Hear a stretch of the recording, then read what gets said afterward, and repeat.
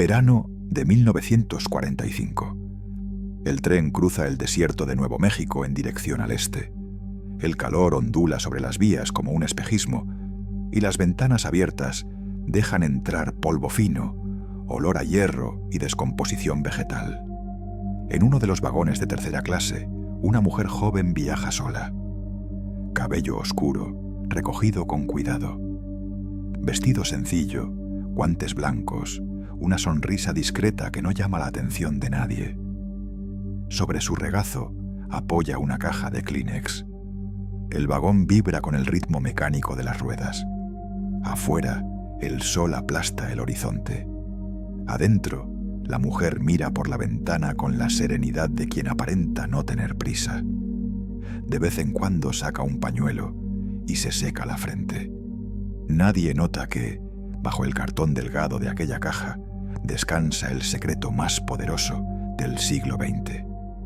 Dentro, entre los pliegues de papel y una falsa base de cartón, hay documentos con sellos de máxima seguridad del proyecto Manhattan. Diagramas del núcleo de plutonio, fórmulas de implosión, cálculos de presión y detonación. Páginas escritas con la precisión de la ciencia y el peso de una guerra entera. Lorna Cohen no entiende del todo las ecuaciones, pero sabe lo que transporta. Sabe que lo que guarda allí puede cambiar el destino del mundo. El aire del vagón es pesado. Algunos soldados dormitan con el uniforme arrugado. Una madre acuna a su hijo envuelto en mantas. Nadie mira a la mujer del asiento junto a la ventana. Una ama de casa, pensarían, viajando a visitar a familiares. Invisible por naturaleza, inofensiva, perfecta. En cada estación, su corazón late más rápido. Un guardia sube, revisa los pasillos, hace preguntas al azar. Ella sonríe con cortesía, responde con calma. ¿Viaja sola, señora? Sí, voy a ver a mi hermana, dice, mientras sujeta la caja con una mano firme. El guardia asiente, mira un instante su rostro y pasa de largo. El tren vuelve a moverse. Lorna exhala lentamente. El traqueteo de las ruedas retoma su cadencia hipnótica. Piensa en Morris, su esposo, esperándola en Nueva York. Piensa en los hombres que trabajan en el desierto, sin saber que sus secretos ya viajan por estas vías. No se siente orgullosa ni culpable, solo concentrada. En su mente repasa las instrucciones. No hablar con nadie, mantener la compostura, entregar la caja en la estación indicada. Si el tren se detiene, no correr. Si la interrogan, llorar. Si la siguen, sonreír. Todo lo demás, olvidarlo. El paisaje pasa veloz. Montañas lejanas, campos resecos, torres eléctricas. Cada minuto que el tren avanza, los planos de la bomba atómica se alejan más del desierto y más cerca del Atlántico. Lorna no mira atrás. La guerra terminará pronto, pero ella no viaja por la paz, viaja por equilibrio. Mientras el tren se interna en la tarde, el sol desciende sobre el desierto, tiñendo el cielo de un rojo espeso, casi metálico. El vagón se llena de ese reflejo ardiente. Por un momento, la caja de Kleenex brilla como si el fuego estuviera dentro. Lorna la cubre con el abrigo, cierra los ojos y deja que el tren siga su curso. Nadie en ese vagón sabe que el mundo acaba de cambiar de manos, que la bomba que aún no ha explotado ya tiene dos dueños, y que la mujer que lleva flores bordadas en su bolso transporta el poder más letal jamás creado. Se rieron de la ama de casa, hasta que cambió el equilibrio nuclear del mundo. Agosto de 1945. La Segunda Guerra Mundial llega a su fin. Las ciudades de Europa son ruinas grises y silenciosas. Las de Asia, polvo y humo. Sobre las ruinas del viejo orden emergen dos potencias. Una, Estados Unidos, intacta y rica. La otra, la Unión Soviética, exhausta pero vencedora. Entre ambas solo queda desconfianza. El 6 de agosto, una luz inimaginable cae sobre Hiroshima. 3 días después, otra sobre Nagasaki. El cielo se abre en fuego y el mundo comprende que la guerra ha cambiado para siempre. En el Kremlin, los mariscales observan los informes con incredulidad. Las fotografías de ciudades evaporadas llegan a la mesa de Iósif Stalin. Nadie dice una palabra. El silencio pesa más que la derrota de Alemania. La noticia se extiende entre las paredes de granito del poder soviético. Los estadounidenses poseen un arma que ninguna nación puede igualar. El equilibrio ha muerto. El miedo, en cambio, acaba de nacer. Pocas horas después, Stalin convoca a su círculo más cercano. Entre ellos está Lavrenti Beria, jefe del NKVD, la policía secreta soviética. Stalin no alza la voz. No hace falta. Traednos la bomba, dice, antes de que ellos la usen contra nosotros. Las palabras son una orden y una sentencia. Beria asiente y convoca a sus hombres. En cuestión de días, comienza una operación que no aparece en los libros de historia. La búsqueda del secreto atómico. No por conquista, sino por imitación. Si Estados Unidos había logrado lo imposible, la Unión Soviética debía lograrlo también, a cualquier costo. Pero la URSS no tiene el lujo del tiempo. No puede construir desde cero. Necesita ojos dentro del enemigo. El NKVD crea una división especial dedicada a la obtención de información científica y militar. Su nombre en clave, Departamento S. Su tarea, penetrar en los laboratorios, universidades y empresas vinculadas al misterioso Proyecto Manhattan, del que apenas se conocen rumores. En Washington, los físicos del proyecto aún celebran el éxito técnico de la primera detonación en Alamogordo. Creen que trabajan para asegurar la paz. Ignoran que su propio trabajo ya ha comenzado a filtrarse, línea a línea, a través de una red invisible que cruza océanos. En Moscú, un grupo de agentes escucha las órdenes iniciales. Son pocos, discretos, sin uniformes ni medallas. No usarán armas, ni comandarán ejércitos. Su campo de batalla será el silencio. Su objetivo, los planos del arma más poderosa creada por el ser humano. Nace una guerra sin frentes, sin trincheras y sin generales. Una guerra librada en 1980, sobres, maletines y códigos. Una guerra donde las victorias no dejan escombros, solo archivos sellados. En el despacho de Beria, un mapa del mundo cuelga sobre la pared. Sobre él, un solo punto de luz marca el suroeste de Estados Unidos, el corazón del secreto americano. El funcionario se inclina sobre el mapa y murmura: ahí es donde nace el fuego, y ahí iremos a buscarlo.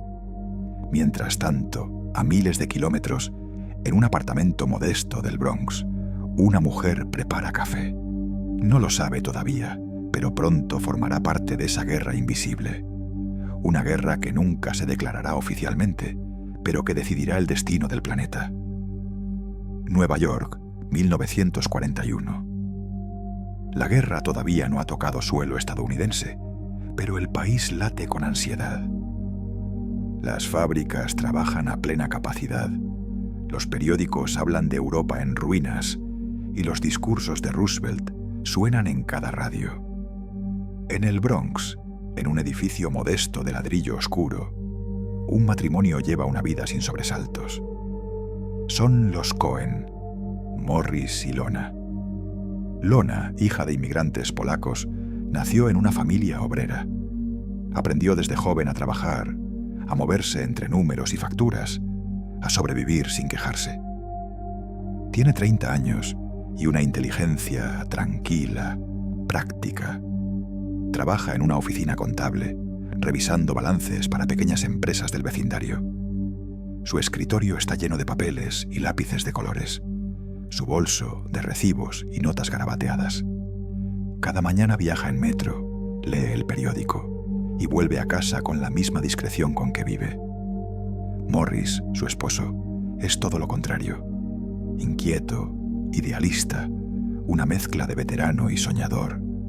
Había combatido en la Guerra Civil Española junto a las brigadas internacionales, convencido de que luchar contra el fascismo en Europa era una causa justa. Volvió derrotado, con el cuerpo marcado por metralla y el alma por la decepción. El mundo, para él, era un tablero donde el poder siempre jugaba con las piezas equivocadas. Su apartamento es pequeño, pero lleno de vida. Las paredes están cubiertas de libros de historia, panfletos políticos, recortes de periódicos y una vieja máquina de escribir. En la cocina, un retrato enmarcado de las brigadas internacionales cuelga junto al calendario. Las noches se pasan con la radio encendida y el olor a café rancio llenando el aire. No son revolucionarios de pancarta. No asisten a manifestaciones, no agitan banderas.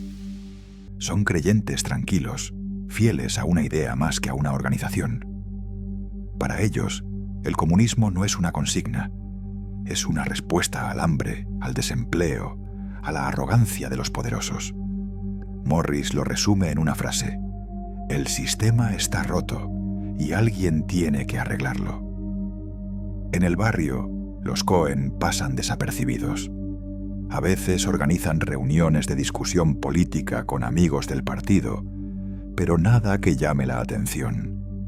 Hablan de la guerra, del precio del pan, del racismo en los sindicatos.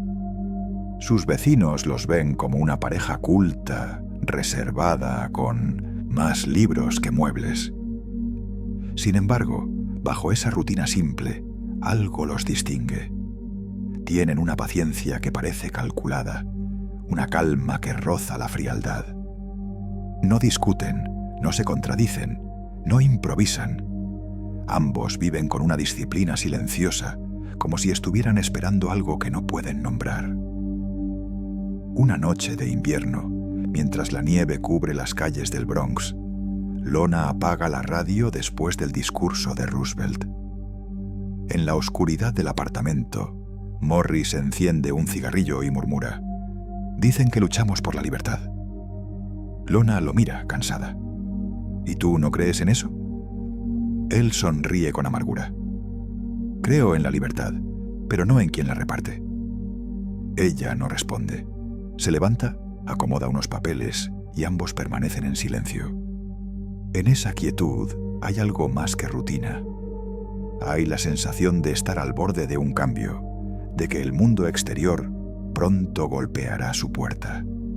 La guerra avanza, los países se dividen, los secretos se vuelven moneda de cambio. En Nueva York, los espías extranjeros comienzan a moverse con la misma naturalidad que los comerciantes o los diplomáticos. Y entre ellos, sin saberlo aún, están los Cohen. Viven rodeados de libros, panfletos y silencios compartidos. No son héroes ni villanos, solo creyentes que buscan justicia en un mundo que se desmorona. Pero la historia, silenciosa, ya los observa. En la primavera de 1942, cuando Estados Unidos acaba de entrar oficialmente en la guerra, los Cohen siguen su rutina en el Bronx. Trabajan, leen los periódicos, comentan las victorias del Ejército Rojo con una mezcla de alivio y admiración. Afuera, el país se prepara para el sacrificio. Bonos de guerra, carteles patrióticos, fábricas llenas de obreros. Dentro de su apartamento, la fe en el comunismo sigue intacta, pero ya no tiene dirección. Una tarde, un conocido del partido los invita a una reunión privada en un café del centro. «Es alguien que podría interesarles», dice. Aceptan sin pensar demasiado. Allí, entre el humo de los cigarrillos y el ruido de los tranvías, conocen a Jacob Golos. Es un hombre de unos 50 años, rostro afable, ojos cansados. Habla con voz pausada, sin acento marcado. Viste bien, sin ostentación. Lona lo recuerda después como alguien que no parecía peligroso, pero que transmitía una autoridad silenciosa. Golos no necesita convencerlos de nada, solo hace preguntas.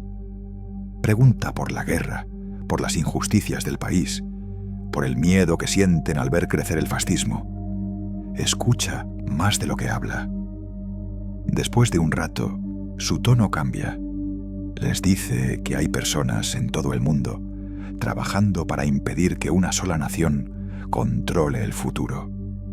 Que la justicia no se gana con discursos, sino con equilibrio. Estados Unidos lucha contra Hitler, dice, pero cuando la guerra acabe, ¿quién detendrá a Estados Unidos? Morris lo mira en silencio. Lona cruza los brazos. Siente curiosidad, no peligro. Golos no menciona el NKVD, ni el comunismo soviético. Habla de cooperación, de información compartida, de responsabilidad global. El mundo necesita equilibrio, repite. Si una sola potencia controla la ciencia, el resto se arrodillará.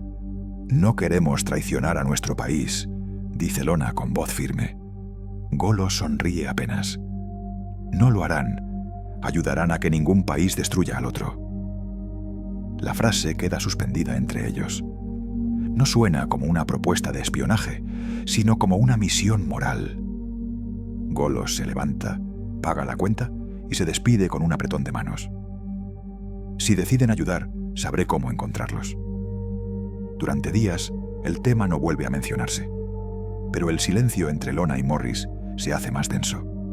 Él lee los titulares del periódico, batallas, avances, bombas, y deja escapar una frase.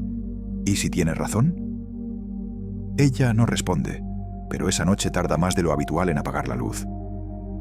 Semanas después, un sobre sin remitente llega a su buzón. Dentro hay una dirección, una hora y un nombre falso. Peter y Helen. No necesitan discutirlo. Saben que ya han tomado la decisión. Esa noche, los Cohen cruzan una línea invisible. No por dinero, ni por ambición, sino por fe. Para ellos el mundo no se divide entre patriotas y traidores, sino entre quienes actúan y quienes observan. Y aunque todavía no lo saben, su fe, sincera, silenciosa, peligrosa, los llevará más lejos de lo que jamás imaginaron. El apartamento de los Cohen cambió poco a poco. Los libros siguieron en su sitio. Las fotografías enmarcadas continuaron en las paredes. Y la tetera aún silbaba cada tarde a la misma hora. Pero bajo esa apariencia doméstica, comenzaron a llegar sobres sin sello, mensajes en tinta invisible, objetos que parecían triviales y, sin embargo, pesaban más que cualquier arma. El NKVD les asignó un instructor. Nunca supieron su nombre real. Lona lo conocía solo como Víctor, un hombre delgado, de traje gris, con un acento europeo difícil de ubicar. Era metódico y frío. Les enseñó que la discreción no consistía en esconderse, sino en no llamar la atención. El mejor espía, decía, es aquel a quien nadie recuerda haber visto. El entrenamiento no se hacía en bases secretas, sino en los lugares más corrientes: cafeterías, bibliotecas, parques. Allí, Lona aprendió a pasar sobres de mano en mano sin que nadie notara el gesto, a cambiar de dirección 3 veces antes de detenerse, a usar los escaparates para observar sin ser observada. Cada movimiento tenía un propósito, cada paso una historia alternativa. Aprendió también el arte de la paciencia. Los mensajes se codificaban en microfilms, enrollados dentro de lápices o escondidos en las costuras de un abrigo. Los textos se escribían con tinta que solo se revelaba con calor, y los contactos se hacían en lugares donde el ruido de la multitud borraba las palabras. Los nombres se reemplazaron por códigos. Ella dejó de ser Lona Cohen para convertirse en Leslie, una sombra más en el inventario del espionaje soviético. Su aspecto se convirtió en su mejor camuflaje. No necesitaba disfraces ni nombres exóticos. Bastaba su sonrisa amable, su acento neoyorquino, su peinado correcto. Podía moverse entre amas de casa, dependientes y oficinistas sin levantar sospechas. Los hombres la subestimaban por instinto. Las mujeres la ignoraban por rutina. Esa invisibilidad se transformó en su mayor ventaja. Mientras tanto, Morris trabajaba en los círculos obreros y sindicales, localizando a simpatizantes del Partido Comunista, obreros de fábricas armamentísticas, mensajeros dispuestos a transportar pequeños paquetes sin hacer preguntas. Era su forma de construir una red que, poco a poco, se extendía desde Nueva York hasta Los Álamos. Por las noches, cuando cerraban las cortinas, practicaban los protocolos de seguridad. Morris dictaba nombres en clave. Lona los memorizaba sin escribirlos. Revisaban horarios, coincidencias, señales. Si un mensaje debía entregarse, ella era quien lo haría. Su calma y su rostro común eran el seguro de la operación. En las reuniones locales del Partido Comunista, Lona seguía asistiendo como siempre. Horneaba galletas para las tertulias, sonreía a los vecinos, escuchaba los discursos idealistas de jóvenes militantes que soñaban con un mundo más justo. Nadie imaginaba que la mujer que tomaba nota de las cuotas o de los voluntarios del barrio también llevaba, cosido bajo el forro de su vestido, un microfilm con los nombres de científicos estadounidenses vinculados al proyecto más secreto del país. Con el tiempo, Lona comenzó a entender que el espionaje no era una cuestión de peligro constante, sino de rutina perfecta. Su trabajo era no destacar, no recordar, no dejar huellas. Era, en esencia, aprender a desaparecer. A veces, cuando estaba sola, pensaba en lo que hacía. No lo veía como traición, sino como equilibrio. Creía que si ambos bandos tenían la misma información, ninguno se atrevería a usarla. En su mente, el espionaje era un acto de paz disfrazado de delito. Así, la mujer que los vecinos conocían como una contable amable se convirtió en una pieza de una red invisible. Nadie en su entorno lo supo nunca. Nadie sospechó que la sonrisa que ofrecía al entregar una bandeja de galletas también ocultaba una clave cifrada para Moscú. A finales de 1944 y en la primera mitad de 1945, el desierto de Nuevo México dejó de ser un paisaje anónimo para convertirse en el epicentro de una máquina secreta, Los Álamos. Allí, bajo el nombre en clave Proyecto Manhattan, se reunieron físicos, ingenieros y técnicos que trabajaban contrarreloj para construir algo que no tenía precedentes en la historia humana. Las cabañas y laboratorios aislados humearon ideas, ecuaciones y experimentos hasta que, el 16 de julio de 1945, una prueba en Alamogordo mostró al mundo lo que antes solo existía en fórmulas. La energía, contenida en un núcleo, podía liberarse en un instante capaz de borrar ciudades. Desde Moscú, las noticias llegaban fragmentadas y con retraso. Los espías soviéticos no podían ver los laboratorios. Apenas sospechaban. Pero los servicios de inteligencia del NKVD habían montado una red de informantes en el extranjero que recogía piezas sueltas, rumores, copias parciales, trazas de conversaciones. Entre los nombres que empezarían a formar un rompecabezas secreto estaban Klaus Fuchs, el físico que trabajó en el proyecto y filtró cálculos; Theodore Hall, joven talento de Los Álamos con convicciones propias; y David Greenglass, obrero en el complejo que, por su oficio y cercanía, podía obtener planos y descripciones de mecanismos. Cada aportación era una pieza, a veces un párrafo en una hoja, a veces una fórmula, que, unida a otras, reconstruiría el núcleo del arma. El desafío no era solo conseguir la información, sino moverla sin dejar rastro. En una era en la que los correos eran revisados y las comunicaciones, cuando no espiadas, podían ser interceptadas, la logística del secreto exigía astucia. Los documentos debían reducirse a su mínima representación. Microfilms enrollados en cartuchos de lápiz, textos escritos con tintas que se revelaban al calor, planos fotográficos camuflados en portadas de libros. Y, más importante, necesitaban manos que nadie mirara con recelo. Para eso estaban los Cohen. Lorna no entendía ecuaciones, ni el lenguaje de los aceleradores y las cámaras de detonación. No necesitaba entenderlos.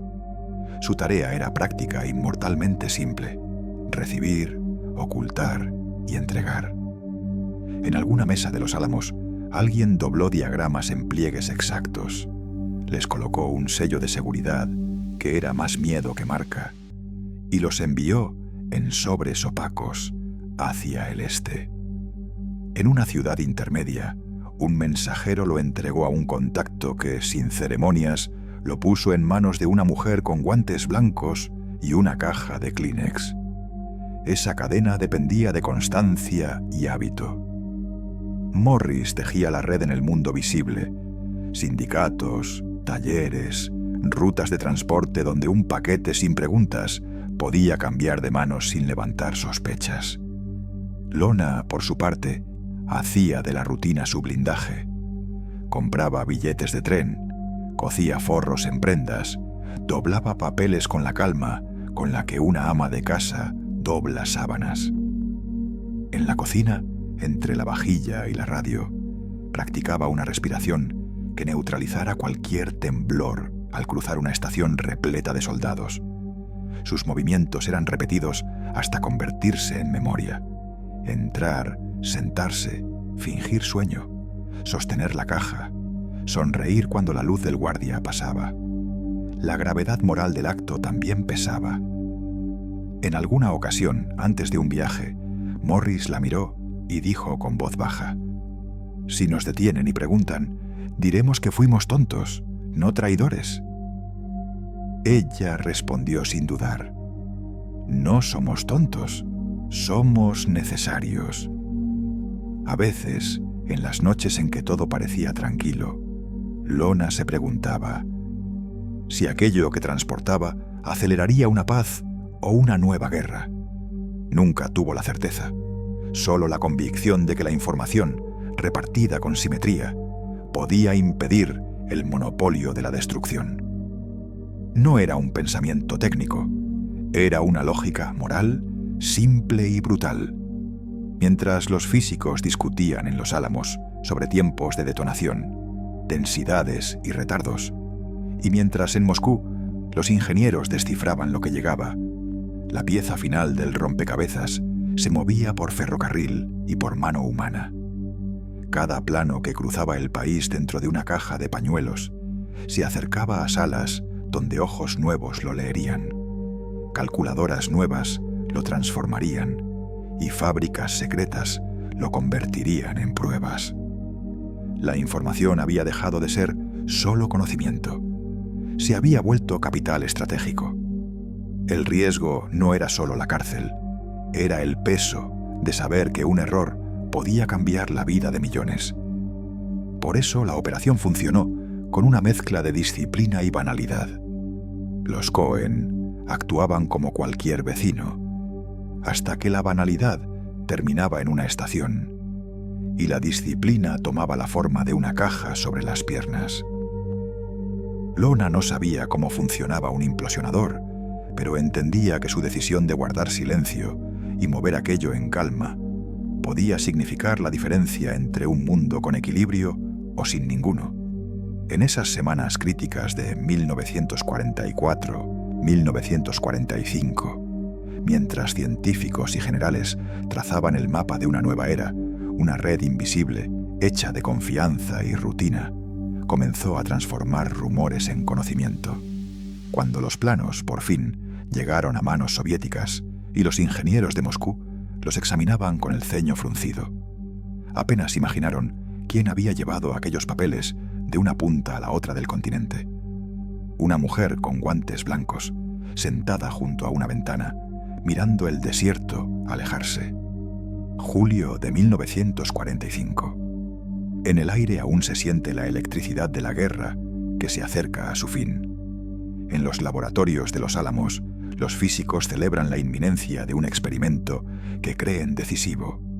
Al mismo tiempo, en las sombras de Albuquerque, otro tipo de preparación está en marcha. Lorna Cohen llega en un tren de pasajeros, con un billete barato y una historia sencilla. Visita a familiares. Nadie la espera en el andén. Nadie la sigue. Se aloja en un pequeño hotel cerca de la estación. El calor es asfixiante. Las cortinas se pegan al vidrio y el polvo cubre todo. A la mañana siguiente recibe una nota deslizada bajo la puerta. Habitación 212, a las 5. No hay firma. Cuando sube, la habitación huele a tabaco y papel recién impreso. En el interior hay un hombre joven, delgado, nervioso. No le da su nombre. Saca de su maletín un paquete sellado con cinta y sin etiquetas. Lo sostiene con ambas manos, como si temiera que se deshiciera. Si te detienen, no hables. Lorna asiente. No pregunta nada. El hombre le entrega el paquete y ella lo guarda con la misma naturalidad con la que una mujer guarda un libro. Lo coloca sobre la mesa, toma un pañuelo de su bolso y empieza a vaciar una caja de cartón, la que usó durante el viaje. Dócil, práctica, sin dramatismo, desliza los papeles dentro. Encaja la tapa con cuidado, alisa los bordes y deposita la caja en su bolso. El gesto dura segundos, pero el peso del mundo acaba de cambiar de lugar. Camina hasta la estación con paso normal. Compra un billete para el tren hacia Chicago y luego a Nueva York. Mientras espera se abanica con el sombrero y observa a la multitud. Soldados con maletas, madres con niños, oficinistas que regresan a casa. La guerra todavía no ha terminado, pero la ciudad parece ansiosa por olvidarlo. Cuando sube al vagón, el aire huele a carbón y a metal. Se sienta junto a la ventana, acomoda el bolso sobre sus rodillas y mira hacia afuera. En su interior, la caja de Kleenex contiene los planos del mecanismo de implosión de la bomba atómica, las dimensiones del núcleo de plutonio, los cálculos de las ondas de choque, los tiempos de detonación. En otro lugar del país, los científicos que los diseñaron aún discuten sobre la precisión de esas cifras. Lorna no entiende ninguna de ellas, pero entiende el riesgo de llevarlas encima. A mitad del recorrido, el tren se detiene. Entra un grupo de hombres con uniformes militares. Revisan documentos, maletas, pasaportes. Dos de ellos caminan por el pasillo del vagón con linternas. Uno se detiene frente a Lorna. ¿Viaja sola, señora? Ella levanta la vista, sonríe con calma. Sí, voy a visitar a mi hermana en Nueva York. El agente la observa un segundo más, asiente y continúa. El corazón de Lorna late rápido, pero su rostro no lo muestra. El tren vuelve a ponerse en marcha. Afuera, el desierto se extiende bajo un cielo de cobre. El sonido metálico de las ruedas la acompaña como un metrónomo. Cada kilómetro que recorre la aleja del peligro y la acerca al final de su tarea. En un compartimiento al fondo, dos soldados ríen. Un vendedor ofrece café. Un niño señala las montañas a lo lejos. La normalidad lo cubre todo. Nadie mira a la mujer que sostiene una caja de pañuelos en su regazo. Nadie imagina que dentro de ese cartón fino descansa el mapa de la destrucción. Cuando el tren atraviesa el Mississippi, la noche cae. Lorna mira por la ventana. Su reflejo se mezcla con la oscuridad del paisaje.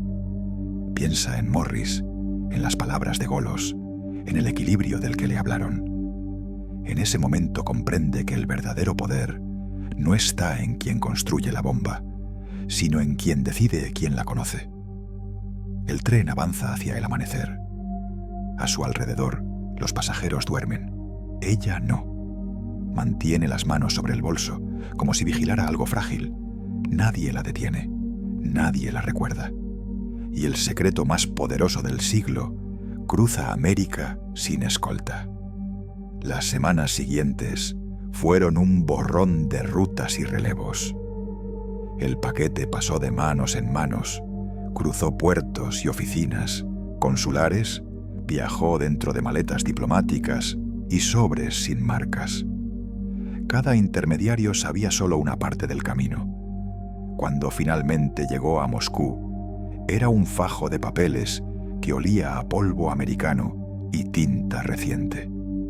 En un edificio anónimo en las afueras de la capital, los documentos fueron depositados sobre una mesa de madera. 2 guardias cerraron la puerta y un grupo reducido de ingenieros tomó asiento. Entre ellos, con el cabello revuelto y un cigarrillo sin encender entre los dedos, estaba Igor Kurchatov, el físico encargado del programa nuclear soviético. Los papeles estaban ordenados con precisión quirúrgica. Diagramas de explosión interna, ecuaciones de compresión, esquemas del núcleo de plutonio, notas sobre el sincronismo de detonadores y cálculos de rendimiento. No eran fragmentos, era el mapa completo del corazón de la bomba. Kurchatov los revisó en silencio, página por página. Al principio pensó que eran falsificaciones o datos incompletos, pero a medida que avanzaba, reconocía patrones familiares, fórmulas coherentes, una lógica inconfundible. «Esto es real, ¿no?», murmuró en voz baja. «Esto es real». Esa noche, el ingeniero redactó un informe urgente. En su resumen escribió una sola frase: «Los documentos son auténticos. Permitirán reducir en años el desarrollo del dispositivo». El expediente llegó a las manos de Lavrenti Beria, jefe de la seguridad del Estado.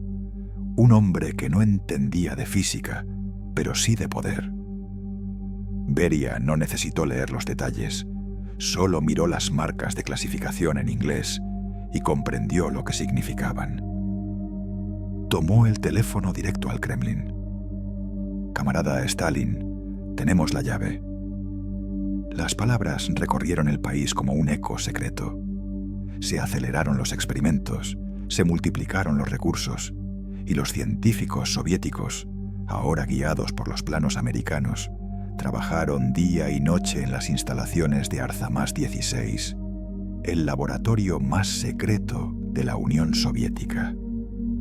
Durante los 4 años siguientes, mientras Estados Unidos celebraba su monopolio nuclear y el resto del mundo se adormecía bajo su sombra, en los Urales se levantaba un espejo. En agosto de 1949, el cielo de Kazajistán se iluminó con una luz blanca. La tierra tembló. La URSS había detonado su primera bomba atómica. El código interno era «Primera relámpago». En Washington, la noticia cayó como un trueno. Nadie entendía cómo los soviéticos habían avanzado tan rápido. Las agencias de inteligencia hablaban de espionaje, pero no podían probarlo. Las portadas de los periódicos hablaban de fin del monopolio, de nuevo equilibrio mundial.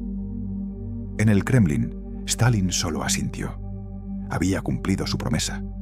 El enemigo ya no podía amenazar sin esperar respuesta. Nadie fuera de los círculos más altos supo nunca cómo se había roto el secreto. En los informes oficiales, los nombres de los informantes fueron borrados. Los como de 180 papeles que pasaron por las manos de Lona Cohen fueron archivados, sellados y guardados bajo 7 cerraduras. En los laboratorios, los científicos soviéticos escribieron dedicatorias en los márgenes de sus informes a nuestros camaradas anónimos que hicieron posible este logro. Pero el nombre de ella no estaba en ninguna lista. En los libros, en los discursos y en los desfiles, el triunfo se atribuyó a la ciencia soviética, al genio de los físicos, al poder del Estado. Nadie mencionó a la mujer que había cruzado el país con una caja de pañuelos sobre las piernas. El equilibrio mundial había cambiado. Y el nombre de Lorna Cohen no aparecía en ningún informe. El equilibrio nunca dura demasiado. En 1950, apenas unos meses después de que los soviéticos detonaran su primera bomba nuclear, el FBI comenzó a unir piezas que hasta entonces parecían inconexas. Comunicaciones cifradas interceptadas por el programa Venona, direcciones duplicadas, pagos inexplicables. Detrás de cada trazo, un nombre. Detrás de cada nombre, un eslabón. El 17 de julio, los periódicos de Nueva York abrieron con titulares que estremecieron al país. Matrimonio acusado de espionaje atómico. Eran los Rosenberg, Julius y Ethel, acusados de entregar información sobre el proyecto Manhattan a la Unión Soviética. Su arresto fue el inicio de una caza. El miedo se extendió como una fiebre. El espionaje se volvió una palabra maldita. En su pequeño apartamento del Bronx, Lorna y Morris Cohen leyeron la noticia en silencio. No necesitaron hablar. Sabían que el círculo se cerraba. Los Rosenberg habían sido parte de la misma red, los mismos contactos, las mismas manos invisibles. Esa noche, el teléfono sonó una vez, luego se quedó mudo. Era la señal convenida. El plan de escape se activó de inmediato. No hubo dramatismo, solo eficiencia. Los documentos fueron quemados en la bañera, los transmisores desarmados pieza por pieza, las libretas destruidas y sus restos arrojados por la ventana, entre la nieve que caía sobre la calle. Lorna revisó el apartamento una última vez. Tocó los marcos vacíos, los libros, la radio apagada. En una maleta pequeña guardó algunas fotografías. Sus padres, su boda, una vista de Coney Island. Sabía que no volvería a verlas. Cambiaron de ropa. Ella se tiñó el cabello. Él recortó el bigote. En el espejo, dos extraños. Salieron al amanecer mezclados con los trabajadores que iban al metro. Tomaron un tren hacia el sur. Ninguna conversación, ningún gesto fuera de lugar. Solo el ruido metálico de las ruedas marcando la distancia entre ellos y el país que dejaban atrás. La frontera con México los recibió envuelta en calor y polvo. Se presentaron como turistas, Peter y Helen Kroger, comerciantes de libros raros. Los pasaportes falsos llevaban sellos auténticos, producto de una red tan antigua como la suya. El oficial de aduanas apenas los miró. Selló los documentos y les dio paso con una sonrisa cansada. Cuando el tren cruzó el puente sobre el río Bravo, Lorna respiró hondo por primera vez en días. Miró por la ventana y vio el reflejo del agua correr bajo los tablones. La sensación fue extraña, alivio y pérdida a la vez. Detrás quedaban su nombre, su acento, su país. En México se instalaron en un apartamento modesto del barrio Roma. Cambiaron dinero por pesos, aprendieron frases básicas en español, desaparecieron. Para el FBI, los Cohen se habían desvanecido del mapa. En los informes oficiales, su pista terminaba en Nueva York, posiblemente fuera del país. Nadie supo que, al otro lado de la frontera, seguían sirviendo al mismo amo. Por las noches, mientras escuchaban los sonidos lejanos de la ciudad, música, voces, motores, Morris escribía con una máquina prestada y Lorna guardaba cada página en una carpeta sin nombre. Vivían en la quietud del anonimato, en el peligro disfrazado de rutina. El mundo que habían ayudado a equilibrar seguía girando, pero para ellos el eje se había roto. Ya no eran los Cohen, eran sombras con nuevos rostros y un pasado que no podía pronunciarse en voz alta. Lorna miraba las calles desde el balcón, el aire caliente, los vendedores ambulantes, la vida que seguía su curso. A veces Pensaba en las manos que habían tocado la caja de Kleenex y en cómo algo tan pequeño había cambiado el curso de la historia. Ahora, en otro país y con otro nombre, solo le quedaba el silencio. El silencio y la certeza de que nunca podría volver a ser quien había sido. Ciudad de México, 1951. El sol cae a plomo sobre los techos de zinc y las fachadas coloniales. El ruido del tráfico sube desde las avenidas y se mezcla con el canto de los vendedores. Entre la multitud, una pareja camina de la mano, discreta, invisible. Son Peter y Helen Kroger, comerciantes británicos de libros antiguos. Nadie sospecha que bajo esos nombres falsos viven Morris y Lorna Cohen, los mismos que el FBI busca en silencio al norte de la frontera. Su apartamento está en el barrio Roma, en una calle arbolada donde las jacarandas dejan caer flores violetas sobre los autos estacionados. La fachada es sencilla, sin nada que la distinga. En el interior, la vida se divide en dos ritmos, el de la normalidad y el de la vigilancia.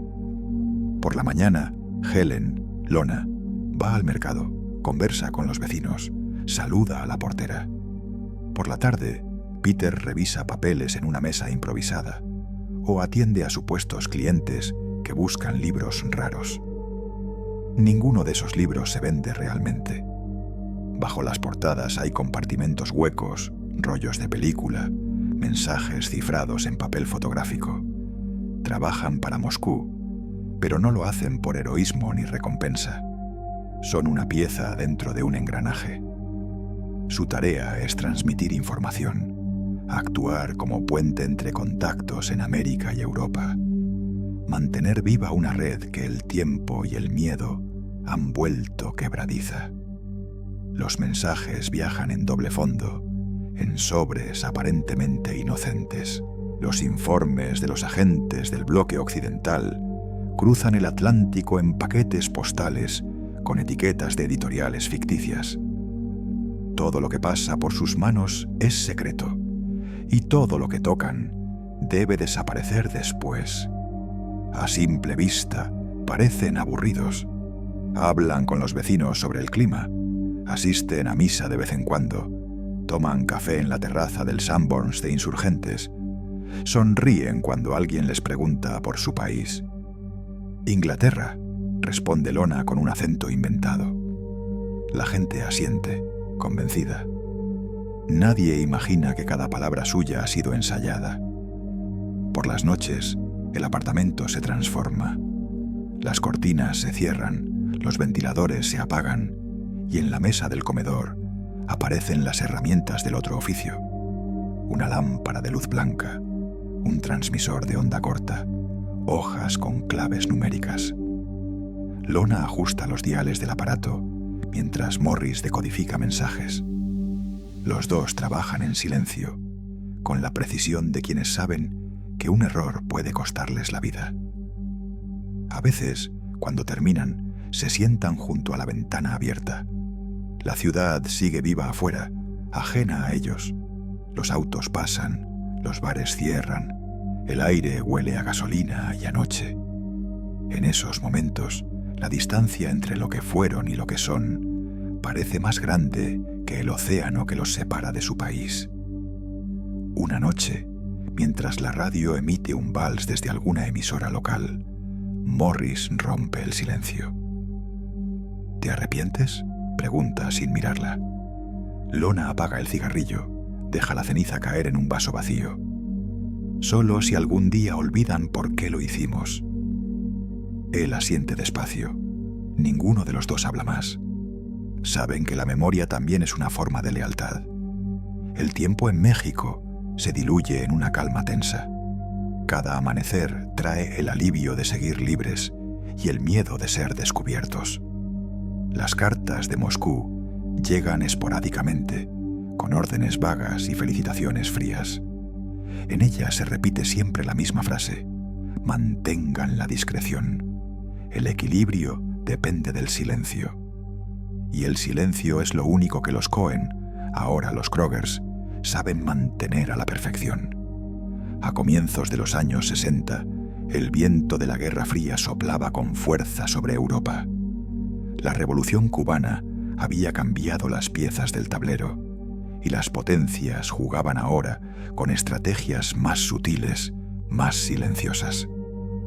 En aquel contexto, Moscú decidió que sus agentes más experimentados debían estar más cerca del frente. La KGB contactó con los Cohen, los Krogers, según sus papeles, y les dio nuevas órdenes: regresar al continente bajo una nueva identidad. El traslado fue un proceso calculado hasta el detalle. Nuevos pasaportes británicos, expedidos con documentos auténticos obtenidos por la red soviética en Londres. Nuevos nombres: Peter y Helen Kroger, ciudadanos del Reino Unido, libreros especializados en ediciones raras. Los envíos salieron desde México, cruzaron el Atlántico, y semanas después, los Cohen aterrizaron en Varsovia. Allí, el frío, la humedad y el idioma desconocido fueron su nueva frontera. En una calle tranquila de la capital polaca, abrieron una pequeña tienda de libros de segunda mano. En el escaparate, ediciones antiguas de Dickens, manuales de navegación y viejos mapas marinos. Adentro, el olor a papel viejo se mezclaba con el de las máquinas eléctricas que zumbaban discretamente bajo el suelo. Lo que parecía un negocio anodino era en realidad una base de transmisiones encubierta. Desde esa habitación en penumbra, los Cohen se convirtieron en un nodo vital del espionaje soviético en Europa. Recibían y transmitían información hacia Londres, Moscú y Berlín Este. Utilizaban códigos numéricos, tinta invisible y transmisores miniaturizados, escondidos entre las estanterías. Sus manos movían datos sobre maniobras navales británicas, rutas de submarinos nucleares Polaris y documentos diplomáticos obtenidos por otros agentes. La rutina era su escudo. Cada mañana Helen abría la tienda, limpiaba los escaparates, ofrecía té a los pocos clientes curiosos que entraban. Peter catalogaba libros con la precisión de un contable. Cada gesto estaba ensayado. Los precios, la conversación ligera, las sonrisas corteses. Nadie sospechaba que tras la pared del fondo, una antena telescópica se desplegaba cada noche hacia el cielo para enviar señales cifradas a Moscú. Su vida en Varsovia transcurría en la disciplina de lo cotidiano. Por las noches, cuando las calles quedaban vacías y la nieve cubría los adoquines, Lona, Helen, encendía la lámpara de trabajo, conectaba el transmisor y comenzaba a dictar los informes con una voz casi mecánica. Cada mensaje terminaba igual: todo en orden, la operación continúa. Durante casi una década, su camuflaje fue perfecto. Los informes llegaban puntualmente. Los vecinos los conocían como una pareja amable, siempre dispuesta a recomendar un libro o invitar a una taza de café. En una Varsovia gris y reconstruida sobre las ruinas de la guerra, su fachada de normalidad era tan convincente como impenetrable. A veces, Lona salía a caminar por las calles viejas del centro. Miraba los edificios de piedra, las huellas de metralla aún visibles en algunas fachadas. Pensaba en Nueva York, en el Bronx, en la caja de Kleenex que había cambiado el rumbo de su vida. Le parecía un sueño lejano, casi ajeno.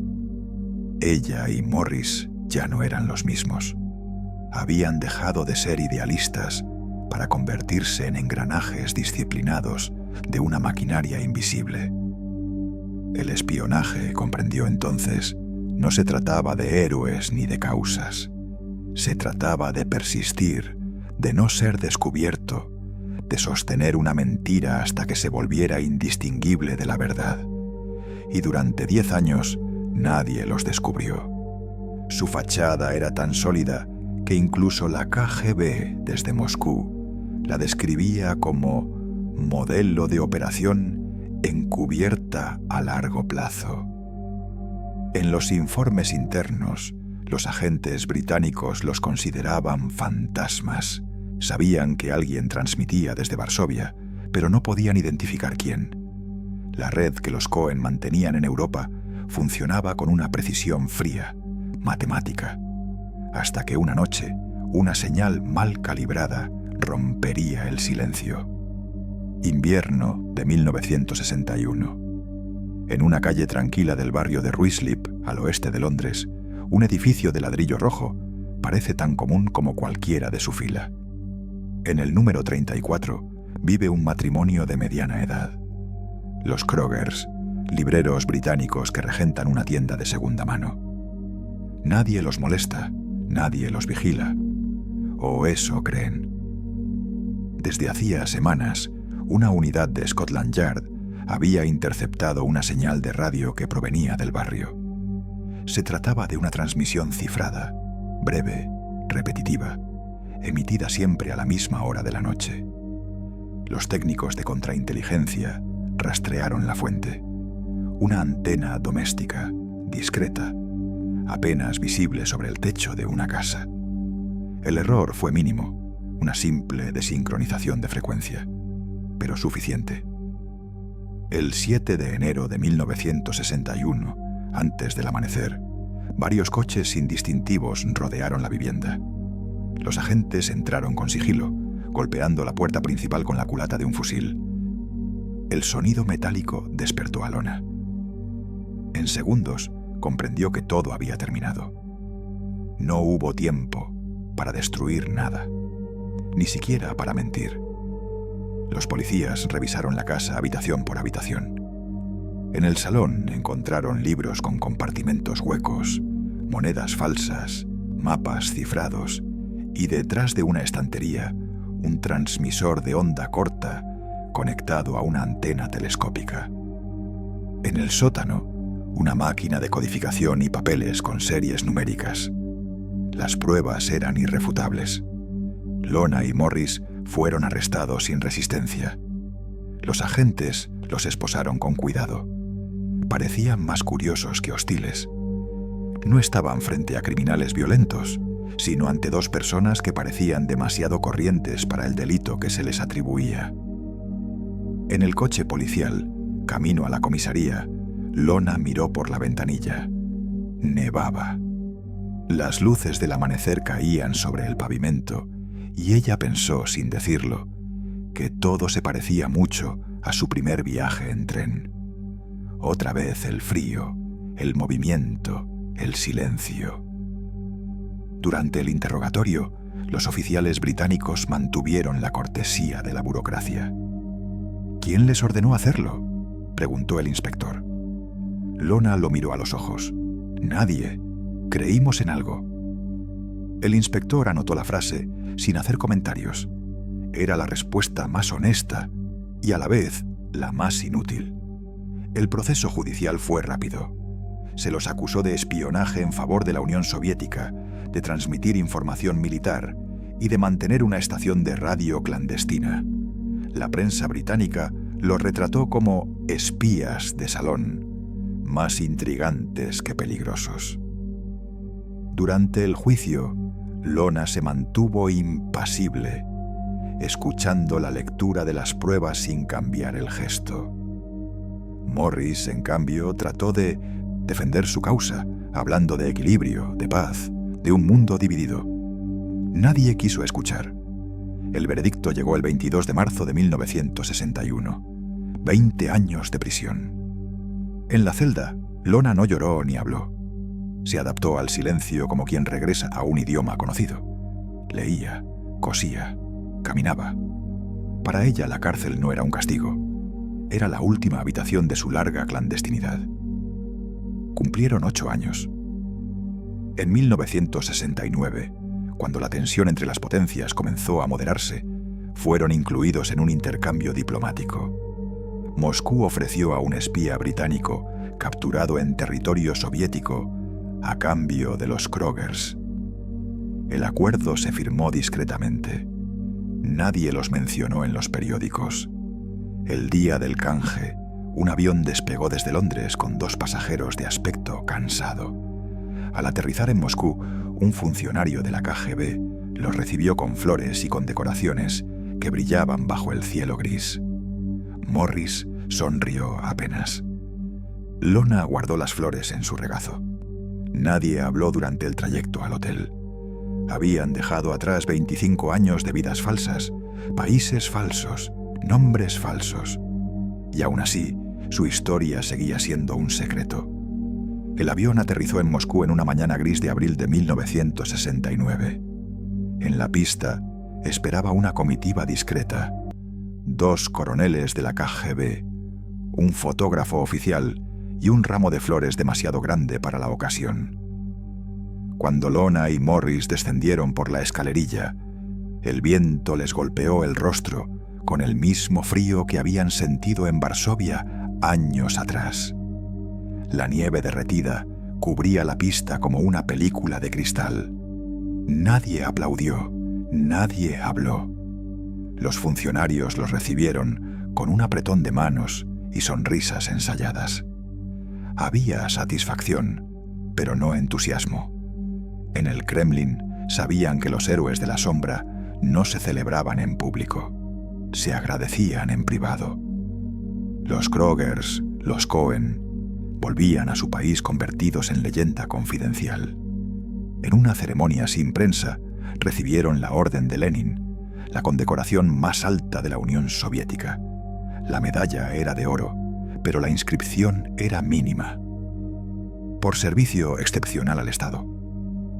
No había detalles, no los necesitaba.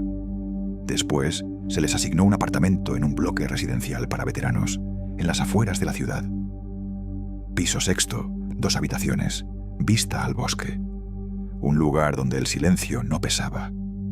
Los años que siguieron fueron tranquilos, casi inmóviles. Morris escribió memorias que nunca publicó. Lona organizaba las flores del balcón y respondía de vez en cuando a cartas de antiguos camaradas. En el barrio, la gente los conocía como un matrimonio amable, siempre educado, que hablaba poco y caminaba despacio. Nadie sospechaba que los 2 viejos que hacían las compras en la tienda estatal habían pasado media vida con nombres falsos y pasaportes ajenos. El tiempo fue desgastando las certezas. La Unión Soviética envejecía con ellos. Las consignas se diluían, los discursos se volvían rutina y la gran causa que alguna vez les dio sentido se desvanecía entre informes burocráticos y aniversarios sin fervor. A veces, en las noches de invierno, Lona abría un álbum y miraba las fotos descoloridas del pasado. Una joven en un tren, una caja de cartón, una mirada serena. ¿Crees que valió la pena?, preguntó una vez, cuando el silencio se hizo demasiado largo. Morris la miró sin responder. Su rostro, ya surcado por las arrugas, seguía teniendo esa calma obstinada de los que no se permiten dudar. En 1995, él murió en su cama, a los 85 años. Lona lo sobrevivió un año más. Los vecinos encontraron su cuerpo sentado junto a la ventana, el cabello recogido, los ojos abiertos hacia la nieve. Sobre la mesa había una taza de té, medio vacía, y una carpeta cerrada con una cinta roja. En su funeral asistieron pocos, algunos antiguos colegas de la inteligencia soviética, un funcionario del Ministerio de Defensa, 2 vecinos. Las flores eran las mismas que habían recibido al volver del exilio, grandes, silenciosas, sin perfume. Nadie mencionó su pasado. Nadie recordó el tren, ni la caja de pañuelos, ni los documentos que cruzaron un continente bajo su abrigo. Para el Kremlin, Lona y Morris Cohen fueron símbolos de lealtad inquebrantable. Para ellos fue simplemente el fin de una larga huida. Y mientras la tierra caía sobre el ataúd, los pocos que aún sabían su historia guardaron silencio. Solo uno de los asistentes, un anciano de la KGB, murmuró casi para sí: Una caja de Kleenex. ¿Quién lo hubiera pensado? Medio siglo había pasado desde aquel viaje, y el secreto más poderoso del mundo seguía descansando, invisible, en las manos de una mujer que todos habían confundido con un ama de casa. Durante décadas, los archivos oficiales y los libros de historia apenas mencionaron su nombre. Cuando lo hicieron, la llamaron la ama de casa espía, un apodo que parecía más una ironía que un reconocimiento. Pero el verdadero logro de Lorna Cohen no fue esconder secretos, fue volverse invisible, incluso después de haberlos cambiado todos. En un mundo dominado por generales, científicos y políticos, ella demostró que la inteligencia podía tener rostro doméstico, voz tranquila y pasos sin eco. La historia de la Guerra Fría está llena de hombres que diseñaron armas, que firmaron tratados, que declararon guerras sin disparar. Pero muy pocos movieron el equilibrio del planeta sin que nadie lo notara. Lorna lo hizo, no con violencia ni con órdenes, sino con precisión, paciencia y la fe obstinada en que la información era una forma de poder que podía equilibrar el miedo. Mientras otros fabricaban bombas, ella transportó ideas. Mientras los discursos hablaban de patriotismo, ella cruzaba fronteras con papeles que pesaban más que el acero. Y mientras el mundo se dividía entre vencedores y vencidos, Lorna Cohen caminaba entre ambos lados, sosteniendo una mentira que contenía una verdad, que la fragilidad puede ser también un arma. Su nombre casi no aparece en los libros, pero su huella vive en cada página de la Guerra Fría, en cada acuerdo, en cada misil, en cada silencio que siguió al rugido de las pruebas nucleares. Hay una sombra que la acompaña. Su caja de Kleenex no era solo un escondite, era un símbolo de la banalidad con la que el destino a veces se disfraza. Los hombres del poder la subestimaron. Creyeron que era una mensajera menor, una pieza reemplazable, un accidente de la historia. Pero ella, sin levantar la voz, sin romper su compostura, tomó aquella caja entre las manos, sonrió con la calma de quien sabe más de lo que aparenta y se llevó el futuro del mundo bajo el brazo. La invisibilidad fue su don y su condena. Y aunque el tiempo la haya borrado de las portadas, su sombra sigue presente en la historia secreta del siglo XX. La historia de una mujer común que cargó, sin testigos, el peso del equilibrio nuclear del planeta.